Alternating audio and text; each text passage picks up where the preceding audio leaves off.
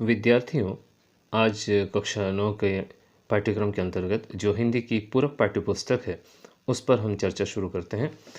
यह पाठ्यपुस्तक कृतिका नाम से संकलित की गई है। इसका भाग 1 जो कोर्स ए हिंदी सीबीएसई 9 क्लास के अंतर्गत इसका सिलेबस दिया गया है। इसमें यह जो संकलन है, ये कहानियों का संकलन है, जो इसमें विभिन्न तरह की कहानियाँ इसमें संकलित की गई हैं। तो इसका पहला चैप्टर है अर्थात पाठ 1, जिसका नाम है इस जल प्रलय में। आज हम इसकी चर्चा शुरू करते हैं। तो इस चर्चा को शुरू करने से पहले हम आपको इसकी कुछ विशेष जानकारी देते हैं कि इस जल प्रलय का अर्थ क्या है और इस पाठ के लेखक कौन है। तो सबसे पहले इस जल प्रलय का अर्थ हम समझेंगे। जल प्रलय का अर्थ है जल से संबंधित ऐसी त्रासदी जिस पे मनुष्य का जीवन अस्त व्यस्त हो जाता है। इसी को प्रलय का नाम दिया गया है। इसी पर यह शीर्षक आधारित है, इस जल प्रलय में। अब इस पाठ को लिखने वाले हैं हमारे प्रसिद्ध आंचलिक कथाकार फणीश्वर नाथ रेणु। इन्होंने बहुत से उपन्यास जल प्रलय से संबंधित ही बहुत सारी बातें जो बाढ़ से संबंधित हैं, उनको उन्होंने अपने रचनाओं का आधार बनाया है और उस पर आधारित बहुत सारे उन्होंने आंचलिक उपन्यास लिखे हैं। वास्तविकता में उनका प्रथम आंचलिक उपन्यास मैला आंचल है और इससे संबंधित बाढ़ से संबंधित अन्य बहुत सारे उपन्यास उन्होंने लिखने की कोशिश की है और वो प्रकाशित भी हुई हैं। कुछ रिपोर्टाज भी इसी जल प्रलय से वो संबंधित लिखते हैं। तो आइए शुरुआत करते हैं आज के इस पहले पाठ, इस जल प्रलय का पूरा विस्तार पूर्वक अध्ययन। पाठ की शुरुआत में ही लेखक इस बात को बताते हैं कि मेरा गांव ऐसे इलाके में है जहां हर साल पश्चिम, पूरब और दक्षिण की कोसी, पनार, महानंदा और गंगा की बाढ़ से पीड़ित प्राणियों के समूह आकर पनाह लेते हैं। सावन भादों में ट्रेन की खिड़कियों से विशाल और सपाट धरती पर गाय, बैल, भैंस, बकरों के हजारों झुंड मुंड देखकर ही लोग बाढ़ की विभीषिका का अंदाजा लगाते हैं। लेखक बताते हैं कि हमारा गांव मतलब एक ऊंचे पर एक पर्वत के टीले पर मतलब बसा हुआ है, रचा बसा है। वो गांव जहां कहीं भी है, लेकिन इन गंगा की बाढ़ की चपेट से थोड़ा सा दूर है, बचा हुआ रहता है। उसका कारण क्या है? यहाँ पर बहुत सारी नदियां हैं जिनका पानी उफान पर हो करके बाढ़ का रूप ले लेता है, जिनमें नदियों के नाम उन्होंने बताए हैं कोसी, पनार, महानंदा। ये सब नदियाँ जो हैं वो आपस में मिल करके गंगा पर बाढ़ को और भी ज़्यादा बढ़ा देती हैं। मतलब ये सब नदियाँ एक तरीके से बाढ़ को लाने का एक सामूहिक काम करती हैं। हम यदि दूर से देखते हैं तो हमारे सामने ट्रेनों की खिड़कियों से यदि निहारा जाए तो वहाँ आसपास के बाहरी इलाके को, हम पूरे दृश्य को जब हम देखते हैं तो उसमें दिखता है कि उनका जो गांव है जहाँ पर लेखक रहते हैं, वहाँ सपाट धरती होने की वजह से परती का अर्थ यहाँ पर लिखा है कि ज़मीन का वह भाग जो जोती या बोई जाती ना हो, तो उस स्थान पर वहाँ पर गाय, बैल, भैंस और बकरों के हज़ारों झुंड वहाँ आकर के पनाह लेते हैं। मतलब लोग जो है बाढ़ की विभीषिका से बचने के लिए एक तरीके से लेखक के गांव का ही इस्तेमाल करते हैं। आगे लिखते हैं, परती क्षेत्र में जन्म लेने के कारण अपने गांव के अधिकांश लोगों की तरह मैं भी तैरना नहीं जानता।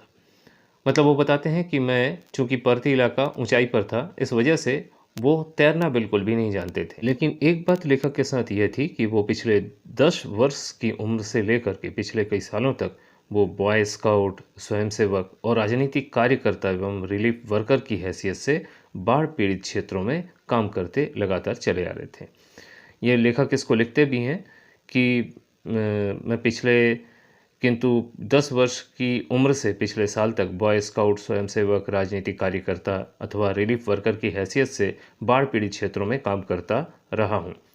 और लिखने की बात, वो बताते हैं कि हाई स्कूल में बाढ़ पर लेख लिखकर प्रथम पुरस्कार पाने से लेकर धर्म युग में कथा दशक के अंतर्गत बाढ़ की पुरानी कहानी को नए पाठ के रूप में प्रस्तुत कर चुका हूँ।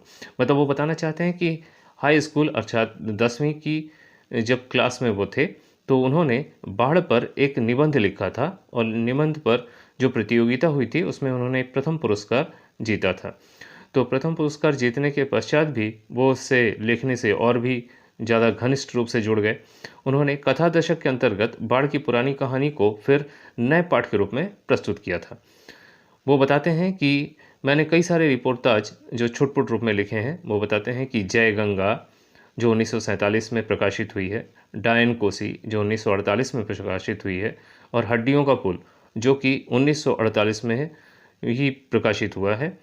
ऐसे कई सारे छुटपुट रिपोर्टाज के अलावा मेरे कई उपन्यासों में बाढ़ की विनाश लीलाओं के अनेक चित्र अंकित हुए हैं।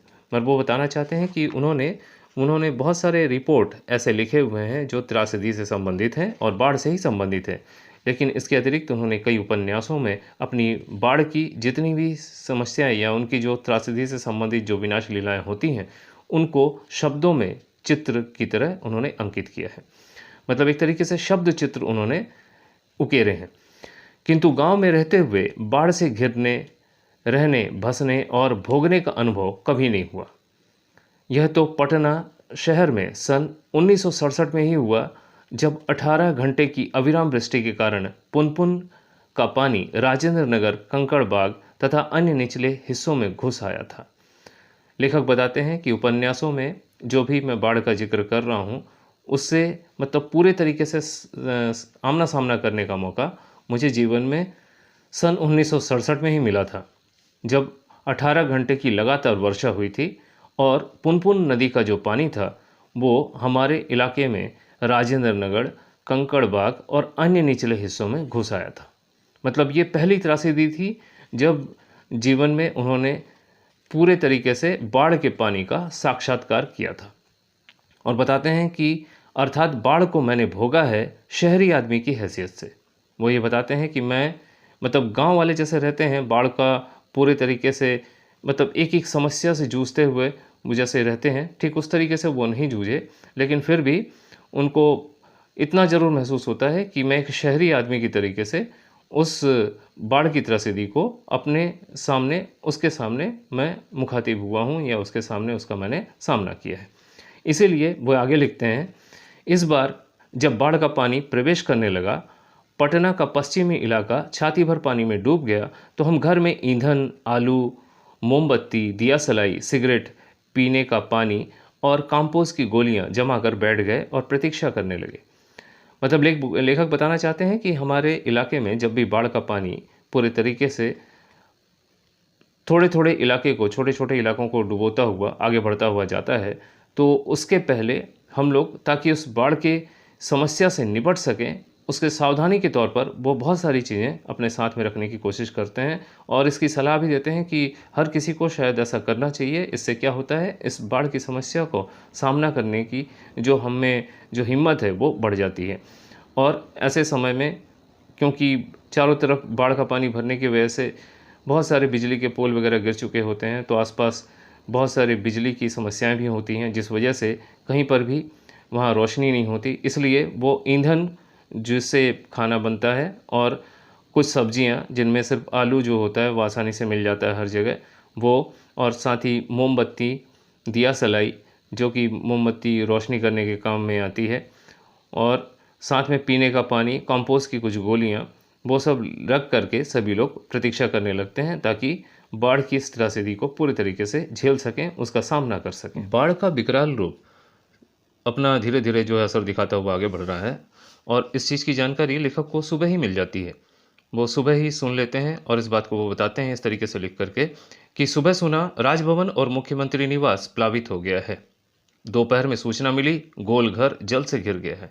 मतलब यह कि लेखक को सुबह ही इसकी सूचना पहले ही प्राप्त हो चुकी होती है कि राजभवन और मुख्यमंत्री जो निवास है उसमें पानी का प्रवेश हो गया है। मतलब एक तरीके से वहाँ जलमग्न पूरा इलाका है और दोपहर तक यह भी पता चल जाता है कि गोल घर में वहाँ पर भी पानी का प्रवेश हो गया है। आगे वो लिखते हैं, यूँ सूचना बांग्ला में इस वाक्य से मिली थी, जानो गोलघर डूबे गए। मतलब वहाँ पर रहने वाले जो लोग होते हैं उनमें से कोई शायद बांग्ला भाषी होंगे, तो वो उन्होंने इस बात को वाक्य में कहा था कि जानते हैं गोलघर जो है पानी में डूब गया है। तो उसी को उन्होंने हूबहू वैसी ही भाषा में लिख दिया है कि जानो गोलघर डूबे गए। और इसके बाद वो बताते हैं कि 5 बजे जब कॉफ़ी हाउस जाने के लिए तथा शहर का हाल मालूम करने के लिए वो निकला, तो रिक्शे वाले से हंसकर कहा, अब कहाँ जाइएगा, कॉफ़ी हाउस में तो अबले पानी आ गया होगा। मतलब 5 बजे वो कॉफ़ी हाउस जाने के लिए तैयार हुए थे ताकि शहर का पूरा हाल वो मालूम कर सकें। तो उस बीच में रिक्शे वाले से जो उससे बातचीत होती है, तो रिक्शा वाला उनसे कहता है कि अब आप कहाँ जाएँगे? कॉफ़ी हाउस में तो अब तक तो पानी आ चुका ही होगा। इसके बाद ये बातचीत आगे बढ़ती है, तो लेखक उनको जवाब देते हुए कहते हैं, चलो पानी कैसे घुस गया वही देखना है। कहकर हम रिक्शा पर बैठ गए।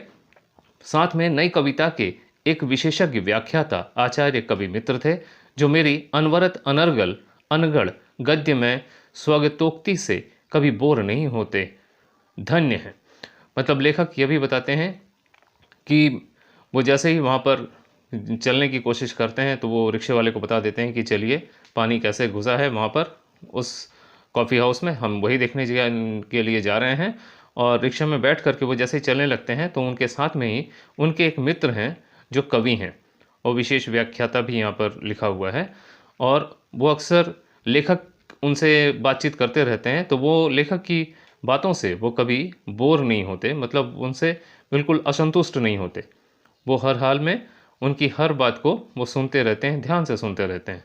इसके लिए लेखक उन्हें धन्यवाद देते हैं। इस तरह लेखक आगे लिखते हैं, motor, scooter, tractor, motorcycle, truck, टमटम, साइकिल, रिक्शा पर और पैदल लोग पानी देखने जा रहे हैं। लोग पानी देकर लौट रहे हैं। इसका मतलब लोग अपने अपने साधनों से, कोई मोटर पर सवार होकर, कोई स्कूटर, कोई ट्रैक्टर, कोई मोटरसाइकिल और कोई ट्रक के द्वारा, और टमटम भी यहाँ लिखा हुआ है जो कि इसका घोड़ा गाड़ी इसका पर्यायवाची शब्द है, और साइकिल, रिक्शा पर और पैदल लोग देखने जा रहे हैं। कुल मिलाकर यह कहा जा सकता है कि लोग अपने अपने साधनों से पानी को देखने के लिए जा रहे हैं। मतलब पानी का जो विकराल रूप है वो किस तरीके से सामने से आ रहा है, लोग इसको अपने सामने सामने उसको देखना चाहते हैं। इस वजह से लोग कुछ देखने जा रहे हैं और कुछ पानी देख कर के लौट भी रहे हैं। देखने वालों की आंखों में जुबान पर एक जिज्ञासा, पानी कहाँ तक आ गया है। लेखक इस बात को भी यहाँ पर लिखने की कोशिश किए हैं कि किस तरीके से लोगों की आंखों में और ज़ुबान पर कौन सी जिज्ञासा बनी हुई, मतलब कौन सा कौतूहल है जो वो देखने के लिए जा रहे हैं। लोगों के मन में सिर्फ एक ही जिज्ञासा है, एक ही कौतूहल है, वह है पानी कहाँ तक आ गया है। देखकर लौटते हुए लोगों की बातचीत, फ्रेजर रोड पर आ गया है, आ गया क्या, पार कर गया, Shri Krishnapuri, Pataliputra colony, boring road, industrial area का कहीं पता नहीं, अब भट्टाचार्य रोड पर भी पानी आ गया होगा, छाती भर पानी है, विमेंस कॉलेज के पास डुबाव पानी है, आ रहा है, आ गया, घुस गया, डूब गया, बह गया। लोगों की कई तरह की धारणाएं यहाँ पर लिखी गई हैं, जो विभिन्न लोगों के मतामत हैं, जैसी उनकी विचारधाराएं हैं, उनको यहाँ पर रखने की लेखक ने कोशिश की है, और हूबहू उन्हीं शब्दों में रखने की कोशिश की है जो वहाँ पर बातचीत हो रही थी। जैसे कि लोग लौटते हुए वहाँ पर बात कर रहे थे कि फ्रेज़र रोड पर पानी आ गया है और वह पार कर गया है। इसके बाद फिर बातचीत हो रही है श्री कृष्णापुरी की, पाटलिपुत्र कॉलोनी की और बोरिंग रोड की। इन सब स्थानों पर भी पानी करीब करीब पहुँच ही गया है, और इंडस्ट्रियल एरिया का भी अभी पता नहीं चल रहा है कि कहाँ पर क्या हुआ है। लेकिन यहाँ पर और भी कुछ चीज़ों का जिक्र है, कुछ ऐसी बातें हैं यहाँ पर लिखी हुई हैं। जो भट्टाचार्य रोड पर पानी आ गया है, वहाँ पर भी पानी जो है छाती भर है, मतलब मनुष्य को, मतलब एक मनुष्य को डुबाने के लिए वह पानी काफ़ी है। और इसके अलावा वीमेंस कॉलेज के सामने में भी डुबाव पानी का जिक्र किया गया है। इस प्रकार ये पानी का जो विकराल रूप है वो विभिन्न स्थानों में किस तरीके से लोगों के बीच में सामने आ रहा है, इसकी पूरी जो ब्यौरेवार चर्चा जो है लेखक ने की। आगे लिखते हैं लेखक कि जब हम कॉफ़ी हाउस के पास पहुँचे तो कॉफ़ी हाउस बंद कर दिया गया था। सड़क के किनारे पर एक मोटी डोरी की शक्ल में गेरुआ झागफेन में उलझा हुआ पानी तेजी से सरकता आ रहा था। लेखक बताते हैं कि कॉफ़ी हाउस में जब वो पहुँचे हैं, उसके पहले ही कॉफ़ी हाउस को बंद कर दिया गया था, क्योंकि पानी जो है चारों तरफ भरने लगा था। इस वजह से धीरे धीरे जो है वो सड़क के किनारे की आसपास जो मोटी डोरी की आकार में शक्ल लिए हुए जो पानी का फेन झाग के रूप में सामने आ रहा था, वो देख करके काफ़ी डरावना लग रहा था। और पानी बहुत ही तेज़ी से सरकता हुआ, यानी बहुत तीव्रता से वो आगे बढ़ रहा था, मतलब पानी की तरंगें बहुत ज़्यादा तेज़ थीं। मैंने कहा, आचार्य जी आगे जाने की ज़रूरत नहीं, वो देखिए आ रहा है मृत्यु का तरल दूत। लेखक ने अपने मित्र से कहा, आचार्य जी अब आगे जाने की ज़रूरत नहीं महसूस हो रही है, क्योंकि अभी से हमको यहाँ सामने ही नज़र आ रहा है वह मृत्यु का तरल दूत। यहाँ मृत्यु का तरल दूत कई बार जो है इस पर हमारे सीबीएसई बोर्ड के द्वारा कई सारे क्वेश्चंस किए जाते हैं, कई सारे प्रश्न किए जाते हैं, तो इसको भी आप लोग ध्यान में रखेंगे। और मृत्यु का तरल दूत जो है, इसका जो विस्तार पूर्वक है अर्थ है, उसको भी हमें समझना होगा कि क्या है। मृत्यु का तरल दूत का अर्थ है कि ऐसा डरावना दृश्य या भयंकर दृश्य जो कि सामने हो, जो कि मृत्यु के समान महसूस हो रहा हो और वह दूत बनकर हमारे सामने उपस्थित हुआ हो, उसे हम मृत्यु का तरल दूत कहेंगे। यह मृत्यु का तरल दूत और कोई नहीं बल्कि बाढ़ का वह विकराल रूप है जो हमारे सामने पानी के रूप में आ रहा था। इसे ही मृत्यु का तरल दूत कहा गया है। आगे लेखक लिखते हैं, आतंक के मारे मेरे दोनों हाथ बरबस जुड़ गए और सभय प्रणाम निवेदन में मेरे मुंह से कुछ अस्फुट शब्द निकले। हाँ, मैं कुछ कायर और डरपोक हूँ। लेखक बताते हैं कि मैं बहुत आतंकित था, बहुत ज़्यादा डरा हुआ था। इस वजह से मनुष्य की साधारण जैसी बातें होती हैं कि डरे हुए इंसान जो है वो अपने आप हाथों को आपस में जोड़ लेते हैं, और उन्होंने क्या किया, सभय प्रणाम किया। मतलब भय के साथ में उस मृत्यु के तरल दूत अर्थात बाढ़ के उस उफनते हुए पानी को उन्होंने प्रणाम किया। और निवेदन में कुछ शब्द ऐसे निकले जैसे कि वे अंदर ही अंदर महसूस कर रहे हों कि मैं कायर हूँ और डरपोक हूँ। इस बात को भी उन्होंने हूबहू अपने मन की भावनाओं को यहाँ पर दर्शाने की कोशिश की है जो लिखा हुआ है। इसके बाद वो आगे बताते हैं कि रिक्शा वाला बहादुर है, कहता है चलिए ना थोड़ा और आगे। मतलब रिक्शे वाली की बातचीत जो है उसको भी उन्होंने यहाँ लिखने की कोशिश की है। रिक्शा वाला जो था वो थोड़ा साहसी था, इस वजह से वो थोड़ा सा और आगे चलने की बात उनसे कहता है। लेकिन रिक्शे वाले की बात को सुनकर वहाँ से जो भीड़ वापस आ रही है, जो अपने बाढ़ के उस दृश्य को देख करके वापस आ रही है, उन्हीं में से कोई एक व्यक्ति बोलता है, ये रिक्शा करंट बहुत तेज़ है, आगे मत जाओ। मतलब रिक्शे वाले को वह चेतावनी देते हुए कहता है कि जो तरंगे हैं वो बाढ़ की वो बहुत ज़्यादा तेज़ हैं, अर्थात वहाँ से बेहतर यही होगा कि बिल्कुल भी आगे मत जाओ। यदि आगे जाओगे तो कुछ न कुछ दुर्घटना के शिकार हो सकते हो। इसके बाद लेखक जो है वो रिक्शे वाले से बात कहते हैं।